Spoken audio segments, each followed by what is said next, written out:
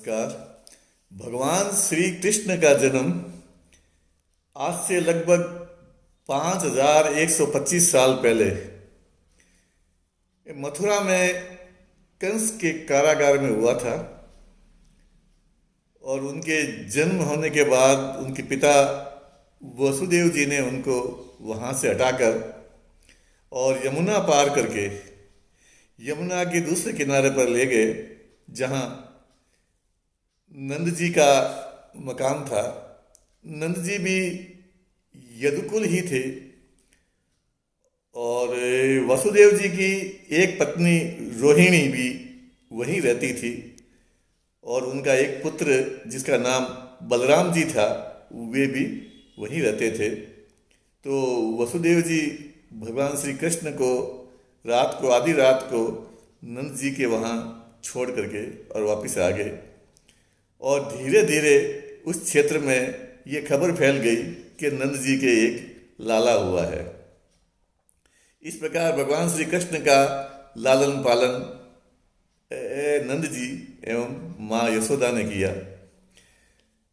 धीरे धीरे वे बच्चे बड़े हुए। बलराम जी और श्री कृष्ण जी साथ रहे और श्रीमद् भागवत में उनकी बाल लीलाओं का उल्लेख भी है, वो सब आप जानते हैं। कहते हैं कि भगवान श्री कृष्ण वहाँ केवल 2-2.5 साल की उम्र तक ही रहे, क्योंकि बाद में कंस से परेशानियाँ ज़्यादा होने लग गई और ये इस कारण से नंद जी अपने परिवार सहित वहाँ से अविस्थापित हो गए और एक नई जगह जाकर के एक गांव बसाया, जिसे आज नंदगांव कहते हैं। तो इस प्रकार श्री कृष्ण की बाल लीलाएं यहाँ महावन, उस गांव का नाम था महावन में हुई। क्योंकि वहाँ पशुपालन था, लोग गोपालक थे, उनकी अर्थव्यवस्था गोपालन पे थी, इसलिए गोपालन करने वाले को गोप और गोपियाँ कहा जाता था। इसलिए इस जगह का नाम गोकुल कहलाने लगा। 5 दिसंबर 2023 की आज सुबह 10 बज रही है और एक ई रिक्शा से हम गोकुल की ओर रवाना हुए हैं। जो सड़क रास्ते से हम गोकुल जा रहे हैं।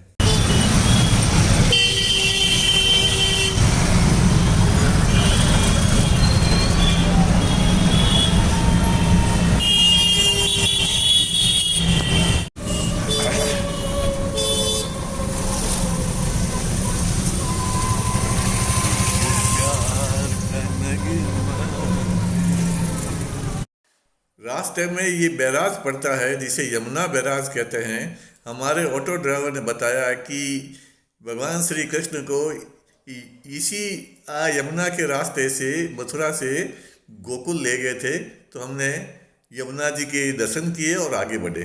गोकुल पहुंचने के बाद जहां हमें ऑटो ने उतारा तो वहां की कई गाइड नुमा लोग आए कि साहब हम आपको दिखाते हैं। चूँकि मुझे पहले किसी ने कह रखा था कि वहाँ आप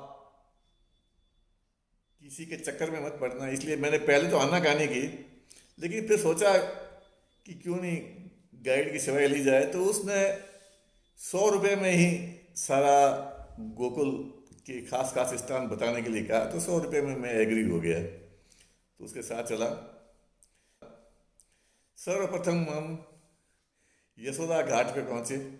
उसने बताया कि यहाँ यशोदा और अन्य महिलाएं कपड़े धोती थी। कोई भगवान श्री कृष्ण के वस्त्र भी यहाँ धोए गए थे, इसलिए इस घाट का नाम यशोदा घाट है। ये नंद द्वार, ये नंद द्वार। अच्छा, नंद द्वार इसलिए बोलते हैं। जो गोकुल के मुखिया थे वो थे नंद बाबा। कन्हैया जी का जन्म मथुरा में हुआ।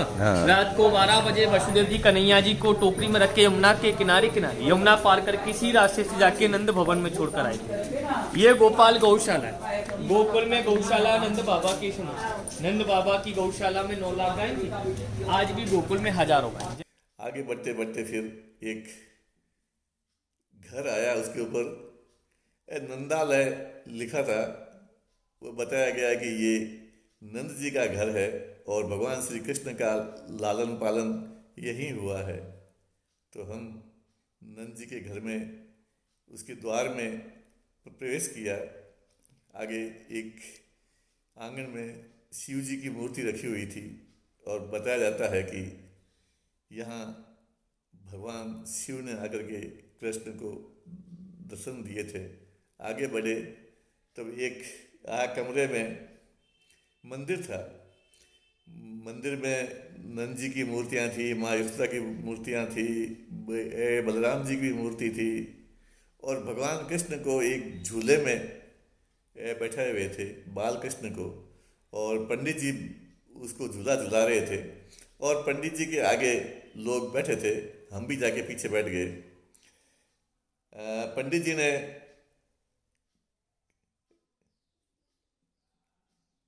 अपनी बात कहनी शुरू की।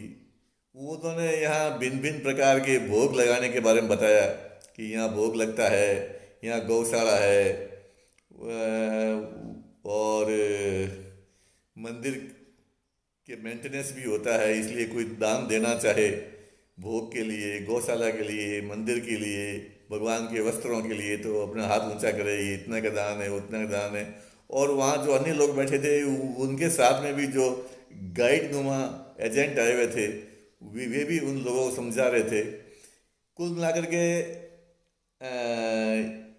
वो उनको भावनात्मक प्रवाह में लाकर और को दान लेने की व्यवस्था थी।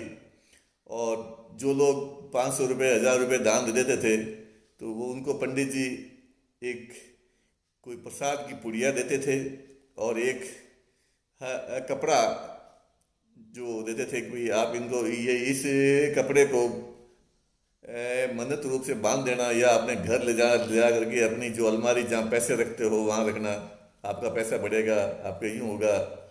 और वो पैसे देने के लिए एक अलग से व्यक्ति खड़े थे तो उनको दिए रहे थे।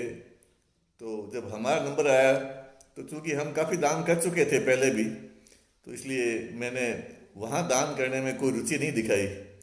तो जो पंडित जी ने मुझे थोड़ा सा चुटकी पर प्रसाद दिया और जल्दी वहाँ से रवाना होने के लिए कह कि आप जाओ, जल्दी जाओ यहाँ से। तो कुल मिलाकर के पंडित जी का जो व्यवहार था ना, वो पैसे देने वालों के लिए अलग था और पैसे नहीं देने वालों के लिए अलग था।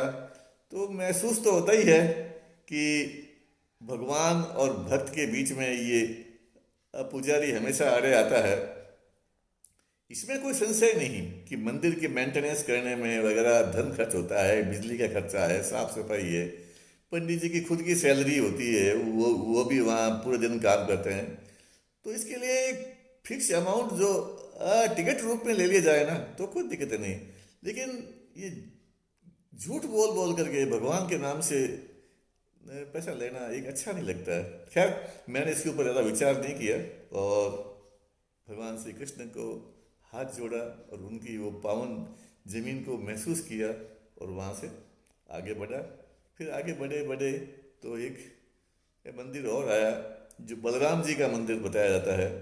तो वहाँ भी वो पंडित जी बैठे थे तो हम भी उनके सामने जाके बैठ गए। तो उन्होंने कहा कि आप झंडी चढ़ाओगे तो 100 रुपये, घंटा चढ़ाओगे तो है 200 रुपये। मैंने कहा थोड़ा बहुत यहाँ भी दे ही देते हैं। तो मैंने कहा पंडित जी है झंडी चढ़ाएंगे। तो एक कोई पुराना झंडा था वो उठा करके हाथ में दे दिया कि इसको आप वहाँ जाके टांग दो। तो मैंने उनको 100 रुपये दे दिए, वहाँ वहाँ वहाँ से चल दिए। फिर आगे गए तो एक कमरे में एक पूतना का है पुतला रखा हुआ था, सोई हुई पूतना। तो बताया कि यहाँ पूतना वध किया था। वो उनको देखा और फिर आगे आ गए हम। फिर उसके बाद में वो जो हमारे गाइड थे उन्होंने कहा बस आपकी यात्रा पूरी हुई। तो चूंकि उस समय मेरी तबीयत भी ठीक नहीं थी और चलने फिरने के भी ज़्यादा शरीर में ताकत नहीं थी, तो इसलिए फिर मैंने वहीं हाथ जोड़ा। और फिर वहाँ से आगे हम ये यमुना के किनारे गए, जहाँ यमुना की रेत है उसका नाम है रमन रेती। कहते हैं कि भगवान कृष्ण और बलराम यहाँ आकर के रेत में खेलते थे बाल गोपाल के साथ, वहाँ कई तरह की जो क्रीड़ा करते थे। तो वहाँ रमन रेती में एक अखाड़ा देखा जहाँ कई साधु हैं, साधुओं की अच्छी मॉडर्न कुटियाएं हैं, अच्छा हॉल है, वहाँ कई भक्त नाच कर रहे थे, हमने भी नाच किया। तो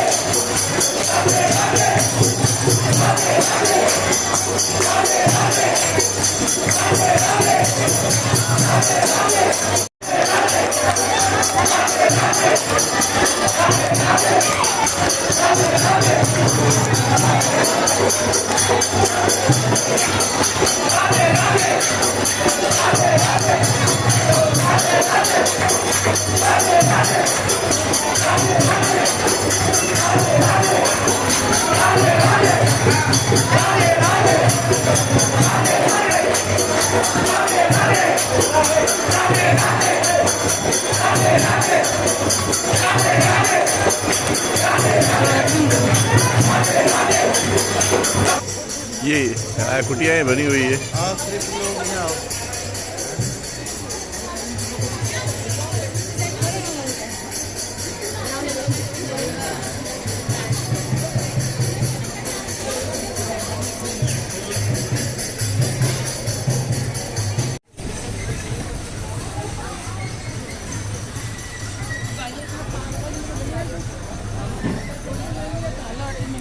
है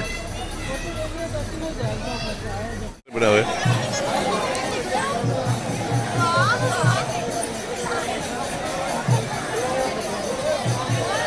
बंद होती है। रमन रेती के बाहर निकलते ही एक डियर पार्क है रोड के दूसरी तरफ। यहाँ ये ब्लैक बक काफ़ी मात्रा में है, और जो भक्त लोग हैं, विजिटर्स है, ये ब्लैक बक्स को दाना खिलाते हैं।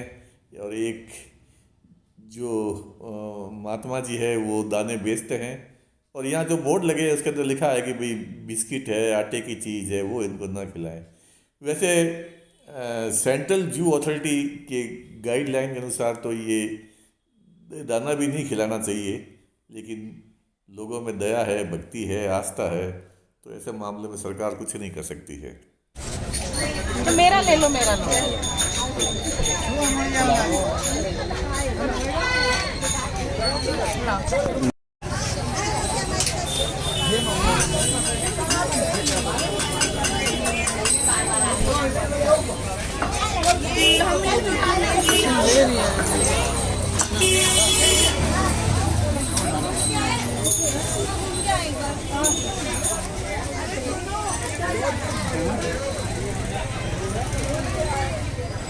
कहाँ गई?